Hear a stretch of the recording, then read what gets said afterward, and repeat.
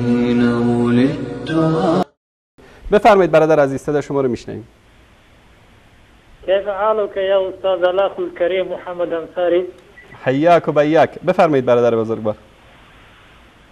والله أنا أحبك في الله يا أستاذ. الله متعال شما رو دوست بداره و جنت الفردوس نصیبتون کنه. استاد واقعا ما از برادران تاجیک شما هستیم. شمس الدین. زنده باشید برادر بزرگوار.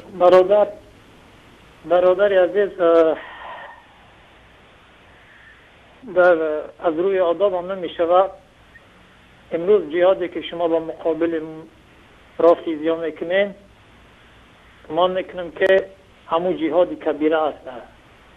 الله متعال قبول بکنه برادر. انشاءالله. و دیگر چیزی را اشاره کردن بودم که چند برادران تاجیک در اینجا در اطراف استادان محترم تورجان داده صحبت کردن. باور کنین قول ضعیف است، ضعیف فتنه در حق ویو. زیرا کسانی که به شما در تماس میگیرند در اطراف خدمت های استادا ذره معلومات ندارند. زیرا که استادان خیلی و خیلی برای مردم عزیزین تاجیکستان خدمت کردند. والله استاد عزیز خاتم حانیسی که اینا بودن که سبب هدایت مردم تاجیکستان شد، یا بودن که از اول صحبت میکردن و ما اهل سنت و جماعت سنت پیغمبر صلی الله علیه و سلم فهمیدیم. این دوستانی که زنگ بزنن درباره استادا یگون معلوماتی ندارن. یک بار درسای وای نگاه کنن، سبحان الله، فقط در اطراف صحابه های پیغمبر صلی الله علیه و سلم. ایشان نوردین بود که برای ما ابو بکر فهمون کی است، عمر رضی الله تعالی عنه فهمون کی است، یا بودن که محبتی صحابه را در قلبای ما جا کردن. اما این برادرها تا جای افسوسه که در این برنامه میبروین جای شرمندگی های والله که در حق استادای مجاهد فتنه های زیاد میکنن. جای اشکریزی های استادی هستی قسم به خدا. اگر که مثلا شما استاد اگر در اینجا شما باز شیعانی که با پیغمبر صلی الله علیه و سلم و صحابه هاش مثلا فتنه نمیکنن و حضرت ام المؤمنین حضرت عایشه رضی الله تعالی عنها مثلا دشنام نمیدهند، شما اگر یارا برادر بگین، او برادرانی که شما را در تماس گرفتن شما را شیعه میگن، برای که یا بعد میبینن کسانی را که حتی شیعایی که مثلا صحابه را دشنام نمیتن اگر شما برادر بگین بعد میبینن. هم برادرها یک بار شما را زنگ بزنن همین سوالا را بتینشون. این برادران بسیار اگه من یارا اهل فتنه را نمیگم، یارا من جاهل میگم که در جاهلیت بومن. بنابراین استاد عزیز با گپای و یا اهمیت ندین و گمان دارم که شما و جواب صحیح دادین که پیش از آن که یک کس تهمت کنی به شیعه بودنش باید دلایل مستحکم باید داشته باشی.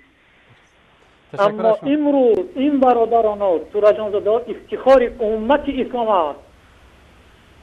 تشکر از شما برادر گرامی. استاد عزیز من معذرت میخوام برای که از اطراف درس بیرون برآمدیم، معذرت میخوام. زنده باشید. الله متعال حفظتون کنه. بارک الله فیکم. در ما مهاجرا داغو باشین استاد. الله متعال حفظ کنه شما.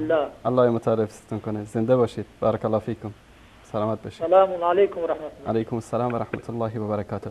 یک نکته رو من خدمت دعوتگران، علما و عموم اهل سنت عرض بکنم. یکی از دسایس رژیم جنایتکار آخوندی در ایران اینه که وقتی میبینن یک شخصی در یک منطقه در یک کشوری محبوبیت داره در بین اهل سنت، میان خودشون تبلیغ میکنن در بین مردم که فلانی جاسوس ایران هست، فروخته شده ایران هست، شیعه شده است، فلان شده است، تا چیکار بکنن؟ این شخص رو در بین اهل سنت بدنام بکنن. وقتی که در بین اهل سنت بدنام شد، طبعا مردم به خاطر نفرتی که از نظام استبدادی خمینی دارن متنفر میشن از شخصی که بشنون که این طرف مثلا با ایران همدست هست یا شیعه زده است یا شیعه شده است. وقتی که مردم از این متنفر شدن، اینها با یک تیر به اصطلاح دو نشان زدن در اینجا. اولا اینکه مردم را از این متنفر کردن، کاری که در بسیاری از مواقع کامیاب بوده. حتی در ایران و ملت عزیز بلوچستان آشنا هستند با این دسیسا. در جنوب ایران، در کردستان، در خیلی جا این حربه‌ای بوده که نظام بر علیه اهل سنت و علما اهل سنت استفاده کرده. بعد از اینکه این تهمت رو زدن، این طرف رو به وسیله اهل سنت از بین میبرن. یکی. ثانیاً از بین نبرن، این طرف رو بعد از اینکه تنها موند میکشونن به طرف خودش. میگن حالا که دیگه تو متهم هستی، با یک سفر 2 سفر رو با گرفتن به اصطلاح نقطه ضعف ها از این طرف، عملا این رو میکشونن به طرف خود. و در این مورد باید خیلی ملت تاجیکستان، جوانان تاجیکستان، دعوتگران تاجیکستان خیلی متوجه باشن و این موضوع رو در نظر بگیرید که امروز ننگ و عار است برای یک مسلمان که با نظام ایران ارتباط داشته باشه. ننگ است.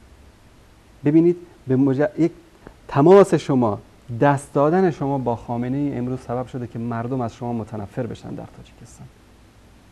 ملت بیدار شدن. تمام شد اون دهه 70 و 80 که مردم فریب عرفا و شعارهای اینا رو خورده بودن، گذشت. مردم امروز دارن میبینن چهرهای زشت اینها رو در عراق، در سوریه، در لبنان، در فلسطین، در یمن.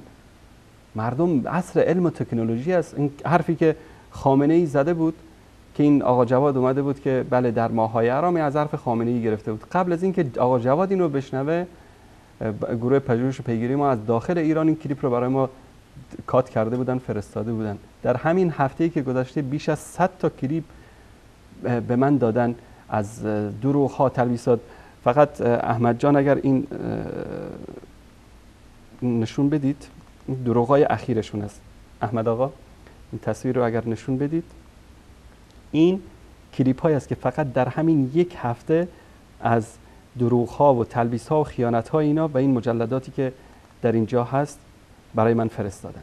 اینها یعنی به اندازه‌ای دارن آخرین نفس‌های خودشون رو میکشن که با هر دروغ و فریب و حیله و نیرنگی مردم رو چیکار بکنن؟ چند روز دیگه هم فریب بدن تا این نظام پوشالی اینها سقوط نکنه. اما اینها به زباله‌دان تاریخ خواهند رفت و شما علمای اهل سنت که متهم هستید به همکاری با این نظام، بیایید و از اینا اعلان براءت بکنید قبل از اینکه مردم در اون موقع دیگه قضاوت نمی‌کنن. وقتی که انداختن به زباله‌دان همه رو میندازن، آتش گومد تر و خشک با هم میسوزه.